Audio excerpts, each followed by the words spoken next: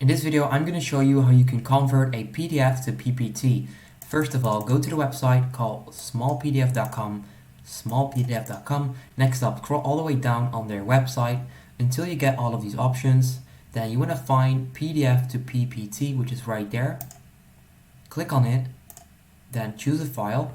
So pretty much choose the file that you want to convert, double click, then it's going to upload your file and it's actually converting.